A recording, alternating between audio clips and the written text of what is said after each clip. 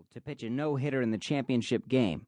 But it turns out the devil is actually just a guy that was hired by Billy's dad to pretend to be the devil, because Billy's dad figures that if Billy thinks he made a deal with the devil to pitch a no-hitter, then Billy would have the confidence to actually pitch a no-hitter. It's not as complicated as I just made it sound. It's apparently a pretty good book, according to my teacher, Ms. Farrell. And I guess it's got one of those just believe in yourself and others will believe in you too messages that grown-ups want kids to hear over and over. Anyway, like I said, that's where I ran into trouble. I did what I usually do. I read the back cover, the front inside flap, the first chapter, and the last chapter. Then I sat next to my friend Timmy McGibney at lunch. For about 2 years, Timmy and I had what you might call an arrangement. I would buy him an ice cream sandwich, and he would tell me all about what was in the rest of the book. It was a win-win situation, which is one of those weird expressions my parents use all the time.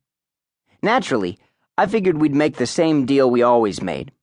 "So, Timmy," I said, handing him his ice cream sandwich, "Billy's Bargain was a pretty good book." "How would you know?" he asked. He always asked me that. It was kind of a routine we had. "Well, the beginning and the ending were pretty good." "I guess so," Timmy said. He was fiddling with his lacrosse stick.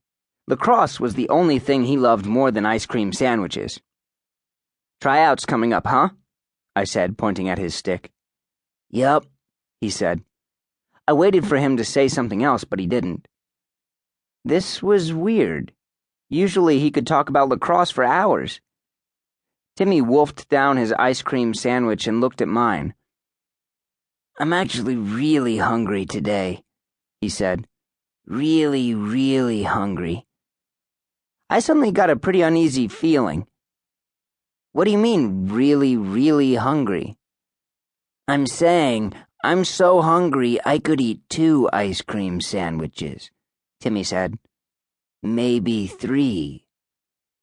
I looked at him in disbelief. We'd had the same deal going for almost a year. I'd handed over enough free ice cream for him to start his own dairy farm. Now all of a sudden he was pulling this? I looked around. I checked my pocket for money. I considered my options. Then I did the only thing I could do.